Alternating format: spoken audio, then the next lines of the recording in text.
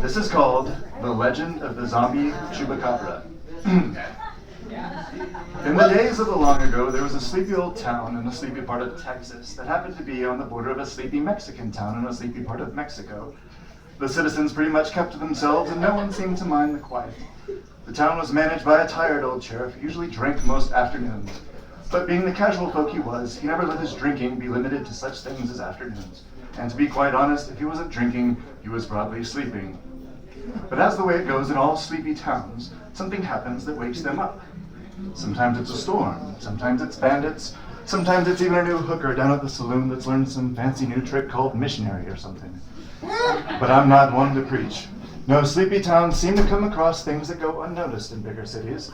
The stories of these often unnoticed things get passed down and become folklore or legend, like in the case of our sheriff. At the time, he does not know he's a hero. Matter of fact, I don't think at this point he even knows what time of day it is. When we finally see our hero, he's adjusting his sheriff's office in a way that light can't get through the windows. He throws a final blanket over a pile of chairs and furniture, then steps back to look at it. There, that should keep it out. At this time, a young and extremely unattractive farmer's daughter slams the door, sending everything crashing to the floor. Jesus, Gretel, I spent all evening doing that. Sheriff Sanders, I don't give two bits about your stupid Play 40 thing you were building. Some critter is just eating all my chickens. Plus it's 8 in the morning, not evening. It wasn't a fort. It looks like a fort. You got chairs, blankets, and everything. It was for sunlight. Well, it wasn't blocking the sun. It's dark as hell in here. Gretel, you shouldn't say hell. Sheriff, I can say whatever the hell I want. My prize-winning chickens have had their brains eaten. And a lecture on morality is not fixing anything. They were prize-winning chickens? Yes, Kate Blanchett won Best Personality, and little Rosie Perez won Most Likely to Succeed, which now is kind of ironic, you know, since she had her brains eaten and all. You named your chickens after celebrities? I had high hopes for them. And now their brains are gone? Yep.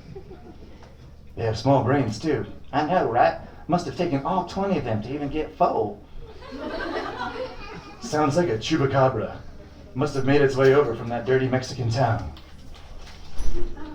That's true, they are dirty. I wasn't saying the town was dirty. Sheriff, I can read between the lines. I know because of your position, you can't call them dirty sons of bitches. Dirty sons of bitches. Gretel, that's not what I was saying. I mean, seriously, I don't think wrapping everything in tortilla shells is any type of culture. Gretel, focus. You have a chupacabra, just get a unicorn and it'll kill it. Sheriff, you know I done tried that. Everyone knows when you get a chupacabra, you get a unicorn to kill it. But right now I got like 8 unicorns just prancing around my property. And they don't do anything except watch Ellen and find new ways of making the same herbal smoothie. Your animals have TV? Of course, Sheriff. I'm not cruel. Well, I guess we better go look at the coop then and put some sense to all this. Yes, Sheriff. It's important to make sense. At the coop. See, Sheriff? Splattered chicken everywhere. Yeah, I'm getting that. Is that a Miley Cyrus poster? Yes, they were fans. And was the gate left open? Of course not. So the chickens must have let whatever it was in themselves. Sheriff, I doubt that. Those chickens were some cynical sons of bitches. They wouldn't trust anything. And that doesn't help with the brains eating thing either. True, unless it was some kind of zombie chupacabra. Dun, dun, dun. But that's just silly. Is it, Gretel? Is it? Maybe the unicorns killing the chupacabras created some kind of undead chupacabra. Maybe when mythical things that don't exist kill something else that doesn't exist, it creates a rift between the two worlds, allowing the dead to walk the earth. You know, Sheriff, now that I think of it, that makes complete sense. But we've been killing chupacabras with unicorns for decades. I mean, that would have created an undead army of thousands of zombie chupacabras. Nothing could stop them. Yes, they could take over the world. But that still doesn't explain how they got in the coop. I know, this is quite the mystery. There's only one man who knows what to do in these situations. Up the road a little while later. Gunshots go off outside the house. Stop shooting at my face, old man. It was ugly, I couldn't help it. Old man, I need your help. Seriously, old man. I was just playing. Take your shoes off and come in. Old man, this is Gretel, and we have a situation that requires your knowledge.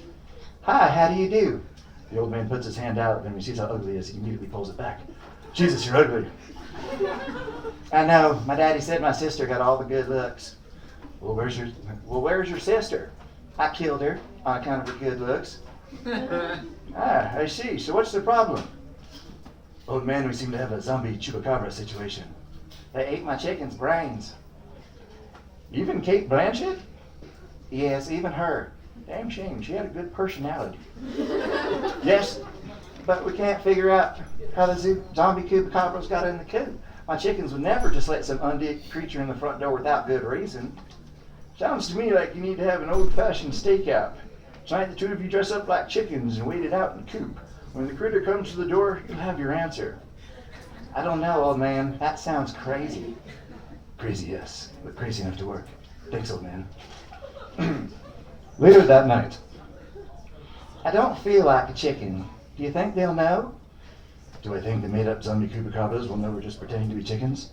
Maybe. I just can't get into being a chicken. I'm more method, you know. I need to feel like a chicken to be a chicken. Shh. Something's coming.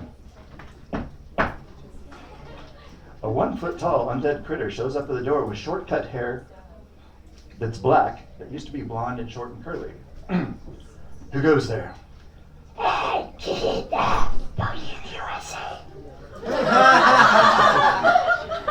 Holy cow, that's how they got in. The zombie chupacabras were disguised as Miley Cyrus, and the chickens let them in. That does seem to explain it. Really isn't much of a stretch. I think these guys are cuter than she is anyway. Oh, she's a cute.